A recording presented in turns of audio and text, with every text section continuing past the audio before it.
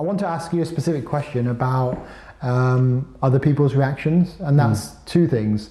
What do you say to people after your diagnosis? Like, is it something you avoid, or can you be upfront about it? And secondly, what reaction do you get? I know that probably varies, but what was your impression about how other people react? So I from the start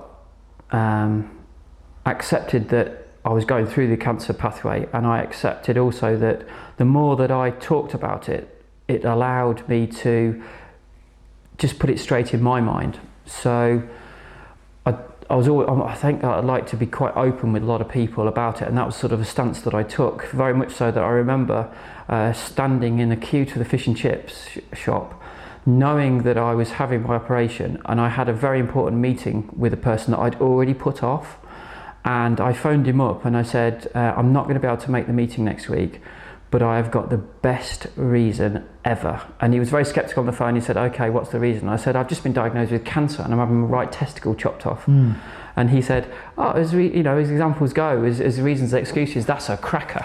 And obviously we then ended up having a long conversation, and that was one of the first conversations that I'd had with people about work and talking to people at work.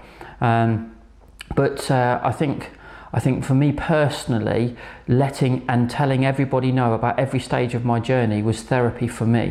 What I found was that there was sort of two distinct camps of people that I told. People that shied away because they didn't really want to pretend or know about cancer because they thought it might have an effect upon them, and they didn't know what to say. And I got a lot of people that sort of perhaps apologised for, or not been in contact, I didn't really know what to say. And another group of people who really are your true friends that rally round, admire you, which is what you want, and try and take your mind off it and ask you funny things, who then I can start talking about the journey and the things that I'm going on about. And I much prefer that second group. And I think, again, a nice litmus test for having friends is to have cancer and tell them and see what reaction they give to you, because knowing what reaction they give is always different, but I would say most of my friends have been absolutely fabulous, and like I say, there's a few guys and they knew who they are.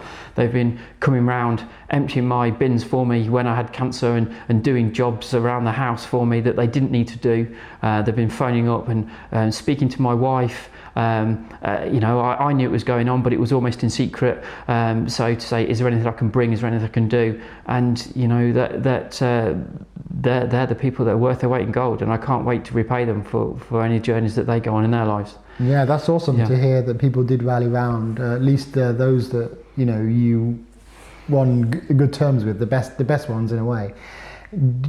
People wonder about what to say, like what should they say? I mean, do you think there is a right thing to say, or is it just reasonable to talk about normal healthy things, nothing to do with illness? Is that what you kind of want, really, a distraction from being unwell? Yeah, I don't think there's a right or wrong thing to do. I think that, again, the people that are positive about it, they seem to come again in two camps. The people that want to talk about your cancer, and then the people that want to distract you from your cancer.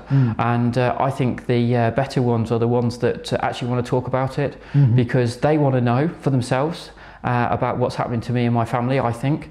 But also it allows me to be able to talk about that. So I like the distractors, I like the people that take my mind off things, but the best people are the people that do both. So I would say, don't ignore people that have got cancer because it's the elephant in the room. So talk about their cancer, because the person that you're talking to has got cancer, and although you're talking about fishing or gardening or the politics, they're not interested. They're thinking in the back of their mind about cancer. So if you're talking about their cancer, you have all of their attention. And so I would say, do both. Talk about their cancer and then talk about normal things, because their cancer is normal to them.